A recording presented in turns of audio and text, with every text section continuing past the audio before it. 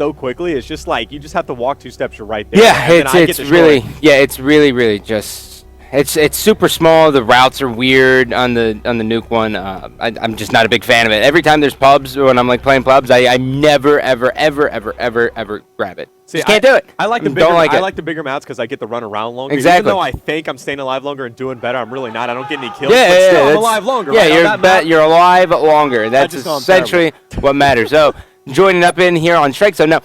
So last night we saw a lot of different strategies, a lot of different play styles completely on Strikezone. We've seen everything from teams just only going for the flips. Well, it goes from A to C, then C to B, then B to A, and it's just a big rotation around the map. Exactly. But obviously the main thing you're looking to do here is control A and C and trap them in B. Right. And obviously the team who gets that normally is going to be in the lead because they do have a 2-cap, but it is very, very hard to break out of the bar. It is extremely hard, and And not to be like a John Madden here, but it's you literally, if you're in B, you have to just win the gun battles. No, it's true because you have to. You have to because you have to break out through those 2 choke points, which is so easy to cover. You know, if you're thinking about A, you have a lot of different angles you can go. You can go up those 2 double stairs. You can also go over through Pro Shop. You got C, of course. You got a lot of coverage there. Go up the top truck, go on the catwalk, and go over. But you know, B, you got those 2 choke points. So hard to break. So A and C, the ones that you really want. However, we're going to get into the action as we're going to see Ricky a nade shot going straight for A. Yep, and it's funny, too, that nade shot's actually running the reflex with the trophy system.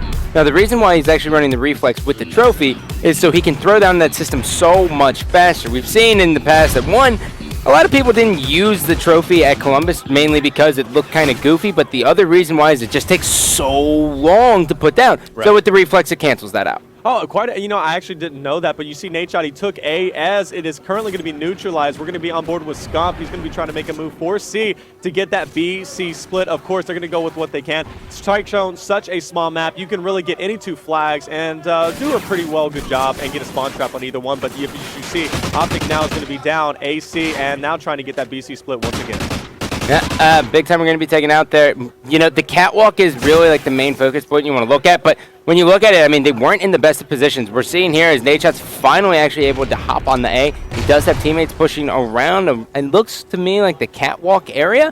So, not in the worst positions here. Big time are just going to hold down the bar, and I'm expecting to see Scump actually probably push straight in, and he's going to be taken out. Yeah, he got taken out from the back. Nade shot was successful in capturing A. Almost had that turn on. Hopping on board with Big T is going to be going catwalk as well. Probably going to C. Yes, he is, in fact, going to be going to C and trying to get that AC split once again. And this is what we were talking. No, he's actually going to go for B. Quite interesting. Why do you think he did that? I think he was actually going for the choke point here because Ricky is coming behind him, but yeah, I would have liked to see him actually hop on it right away and have Ricky push those stairs, but it's really it's those last couple seconds where you're just kind of like, okay, I'm going to push up the stairs, you got it. It's the small communications. I don't know what he said to Ricky, but I mean, at least they were able to get B here. But they do have to worry because as soon as you see them go for B, if you're eLevate, you just push straight through Pro Shop and you go courtyard, and now as you're seeing that you're losing A. He has a guy in front of him, gets the 2-piece. That's going to be 2 members down. Yeah, Ricky with a nice kill, able to successfully hold down A and B, and it looks like he could be making his way for Pro Shop to try and go for the triple cap. If they did that, they can get a substantial lead as eLevate will have to go into damage control to try to capture at least 1 flag. Big timer, he's going to be trying to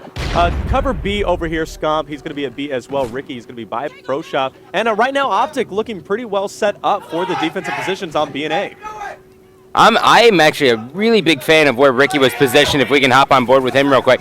This is one of the sneakiest spots in the game. And in tournaments, so many people actually forget about this spot that they just end up running right past you. So it's a guaranteed free kill. And the reason why he wants to do that is, one, it serves as protecting the flank, but as soon as they go on B, you do exactly this, and you hop on C. So it's a flank of your own. Yeah, and it's a nice little trade-off here. We're going to see the AC split now. Optic looking. Oh, no, wait a second. A nade comes through, and not nade shot, mind you. A nade comes through and gets a nice 2-piece. Now nade shot's going into, with a nice shank to the chest. Is going to get taken out as we hop on board with Scump, who is going to be going catwalk. Looks like he's going to be joined over there on Pro Shot by Big Timer. They're going to be on that C flag to have the AC split once again. And now, hopefully no glory nades are going to come through. They're going to capture C. Or no, A is now contested by eLevate. So beautiful rotation from eLevate there. And we got a nice little battle going on.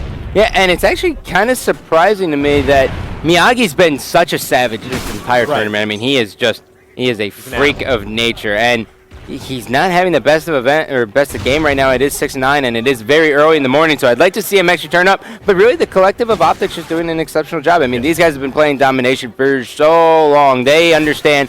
Let's just keep hopping and hopping and hopping. And the main thing you're looking to do is getting double caps and tri-caps. You know, these players have been playing on Optic since COD 4, so they got tons of experience when it comes to domination. Oh, yeah. That was one of the original game types. And on board with Nadeshot picks up a nice kill, even though he's stunned as a player to his right. Is going to get a nice two-piece there. And where's he going to be going after this? His teammates capturing B. We see someone on Pro Shop. Let's actually get on board with him. That is going to be Ricky. Going to be over with a nice two-piece. Nice. And a triple cap opportunity right now. He does have to watch his back, though. The members are actually going to be spawning from Pro Shop. And that's like the main spawn you're going to be seeing here. And Big Time are doing an excellent job watching the cutoff there. And that's exactly what you want to do. Even though he's, oh God, that's not good. That was dirty. Even though he was taken out, you still want to be watching that cutoff. So, right. And even though they weren't able to get that triple cap, they were allowed to put pressure, force eLevate to make a rotation, and give you a little bit of an opportunity to gain some more points. And Optic taking the lead now by about 10 points. Great stuff as we're nearing the last 25 seconds. Ricky hanging out on the stairs, Scumps in front of him. There is a guy coming around the courtyard here, and it's going to be right to his right. That's his Call of Duty timing for you, and that is so fortunate. That's normally the time where you're running around and you take your eyes off it and you want to slam your head into a bucket of nails. I hate the Call of Duty timing sometimes. Hey, it's terrible, isn't it? You know, a lot of it comes down to just absolute crazy. And by the way, we're down to 87 to 60. As a 20-point difference between the two teams. Optic's going to be leading the first game by 20 points. And a little update: TK just knocked out Envy out of the tournament. That is really big for all the TK guys. Right. Just because Goonjar left and joined Envy.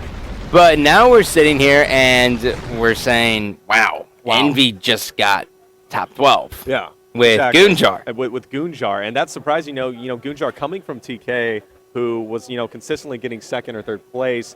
And it's got to be maybe a big hit for him. So yeah, it's going to be interesting to see, after this tournament, to see where the teams are going to be at after that. Hopefully they all stay together, but it is Call of Duty. Yeah, I doubt it. I would say...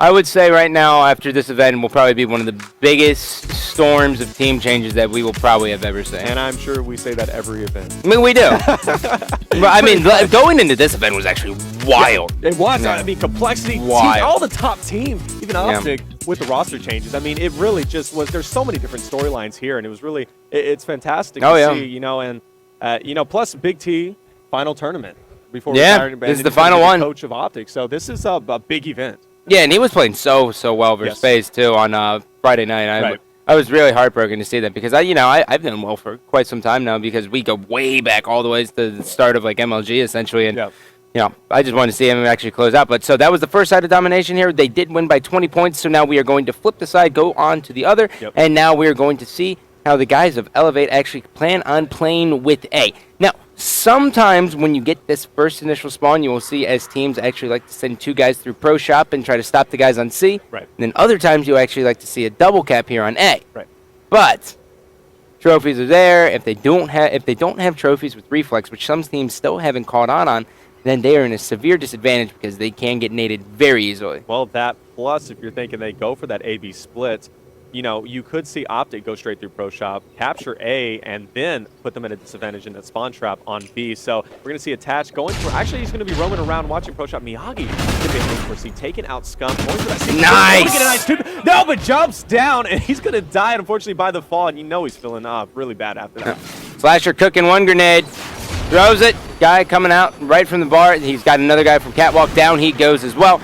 And now Miyagi is going to push straight through. And the big thing here is that Optic does not have a home flag yet, as Miyagi is actually going to rotate all the way around. He's got one guy in front of him, cleans him up. There is going to be another guy there, and his teammate cleans him up, and they're actually taking C. And look at this. Wow. He's not even pushing in because he doesn't want to deal with that. And down goes Slasher still, hopping back on board with Miyagi as he pushes in the bar. Uh-oh, watch out, as right now Optic could have a potential spawn trap against them, but no, they're going to be taking A, and Miyagi making a move on B. However, he does have a player on Optic to his left, able to pick up one, has another one, and he's not able to clean him up, but he did neutralize that flag. Slasher going into action. He's going to go ahead and capture B, and it looks like they could have that BC split. However, Optic could have a great advantage here. You see them on A. Oof. If they go through Pro Shop, they capture C, which 3 down now. 4-team eLevate, they could have that B spawn trap. Slasher picking up 1 kill here, taking a look at the stats here. Big timer, 4 kills. 3 deaths, 1 cap. Ricky 3 and 3 with 1 cap. Slasher now just kind of watch a pro shop. I actually really like this play just because they just have to play the waiting game, and now we're hearing it from the guys of Optic here as Flamesword, my old Halo buddy, is really starting to get a little bit vocal with his team. Yeah, that's really what you're looking for a coach these days, exactly. You know, a coach is there not only for strategy, but most importantly to pump your team up, and he does a great job of pumping up Optic. But really, Optic didn't need it in the first place, if you think about it. But on board with Miyagi now, who is going on catwalk, does get taken out, hopping on board with Stripe. He's got a player sneaky peeking to his right, doesn't get that turn on, and you know what? eLevate's just dropping like flies, and Optic is really stepping up their game. You're seeing the KD really in their favor. Yeah, I really want to check out Big Timer to see what exactly he was doing, because the last game he was watching all the cutoffs, and yep, this is what I actually really like to see from Big Timer. So the reason why you want to hang out in the courtyard is, one, you can actually sit behind the crate, and by sitting behind that crate, you have a head glitch, but 2, you're watching that entire cutoff, and then as soon as your team starts pushing up, you just run straight through, go top catwalk or bottom pro shop, and just hop on C. And now they have the 2 cap, and they do have them trapped in B, and this is what Timer's going to do. He's just going to cook nades and just basically hang out. Basically destroy people. There he goes. Gets 1 kill there, and they're going to be successful in holding down A. Big T going big here. Oh, he's got a guy behind him? No, he's got a guy behind him. What is going to happen now is Ricky goes into A to try to defend the A flag, and he's successful in doing so. Scump is going to be joining him. Actually, Scump looks like he's going to be heading for B. We could have to know he goes down. Thought that triple cap was going to happen once again, but Scump went for a little bit of the prone shot there. Yeah. Dude, no tracker sight, though. No tracker sight. Interesting. You know? Yeah. That prone shot, man. So deadly with the tracker sight. Yeah, it's retarded. No, it really is. I mean, but hopefully it's seriously stupid. I mean, maybe they'll ban it next year. I think these guys are playing gentleman's ways, because I haven't seen a single Gilly and I haven't seen anything. It's going to get dirty. You know that. You know, these teams make like packs in the beginning. Don't use Gillies, so don't use tracker, don't use shotguns. It all goes out the window in a second. Yeah, so if anyone out there, if you ever see anyone rocking a Gilly, I'm assuming it's gentleman's rules, then you guys can call them out on the scumbaggery. Especially in a pub match. I mean, really. Yeah. Call him a scumbag really for anything. But Optic Ricky heading in for B. They're going to have that CB split. He's got to be careful playing in front of him. That was Stripe, able to get that kill, and he looks pretty safe now to capture B. Now, again, you know, what we've been talking about the entire game, once you capture B, you got to be careful, because we're going to see a player from Team eLevate going on that catwalk to C could have that potential AC split for the spawn trap. Ricky was actually such a great addition to this team. I mean, yeah, we're talking about a vocal leader with a guy with a really, really great shot. When they first picked him up, I was like, what about Clayster? Right. But I was then thinking Clay too. Yeah. Well, it's just because, you know, Clay, whenever the first place team drops a player, you normally look at that player because he's in the spotlight for so long. But personality clashes probably would not have worked out too well with Optic Clayster if that was as he gets stabbed right in the jugular. Oh, that was terrible, man. Right in the jugular. Definitely not where you want to get stabbed at least in the leg. Give him a chance with the foot. But Ricky, you know, in the first game, he went 16-7. Right now, he's going 12-9. You know, not doing too bad of a job. He's actually, like you said, a really great addition. He's been on the top of the leaderboard, and his search and destroy game is on point. Look at that. So they're going for the tri-cap here. The members are going to be spawning top hot dog, and Ricky's going to be able to clean up 1. The other guys are going to be actually not spawning at the courtyard because they weren't able to manage to push in there, and now instead they are all going to get influence spawns in the bar, and that's going to be 1. And that's almost, dude. There's Ricky. So a little bit short on the 2-piece. Scump now pushing up. Watching the bar, he's got 2 guys pushing out right in the kitchen. I think he's gonna go straight at up. Oh, not gonna get it. You know, we've been talking about Ricky so much that we didn't even look at Scump, who's currently 19-10. Yeah, Scump tearing it up. It was funny when he was actually playing FaZe. He goes, I don't even play. I'm not even playing. My controller's sitting on the ground. Look at that, 84-67. That's going to be a decisive win for Team Optic, bringing home as this is going to be a best of 5. Currently 1-0 up. Going into Search and Destroy. Don't know the map. Figure out the map in a little bit. But like I said, Search and Destroy, you know. Actually, Search and Destroy is going to be interesting. You know, if you're looking. Sovereign? It's going to be Sovereign Search and Destroy. Oh, that's probably my favorite Search and Destroy map by far. Why is that? Let me know. Well, 1, there's so much versatility on it, and 2, I actually think the map works. Right. There's some maps, like, I don't necessarily agree with Freight Search and Destroy. Because it's so heavy on defense. I think it's just. Or, yeah. It's not so much even that it's heavy on defense. I just don't think the map is really tailored for Search and Destroy. No, I really don't. I don't think it's well, Sovereign. You know, it's sort of got that symmetry going on. So you know, a little bit of symmetry. But it allows for more of an even matchup for the defense and offense. You know, you can reach the bomb sites really on both sides relatively at even times. Yeah. So it allows a much better. But you know, on Freight, it's just you spawn up on the B bomb site. Yeah, you just leave somebody there, and then A is so exposed. Really, it's whoever wins the offensive round has a huge advantage. But however, we are going to be going into Search and Destroy on sub. We're going to go for a quick commercial break, but Optic up 1-0. Let us know your predictions. Tweet at us and use that hashtag Elgato2010. Shout.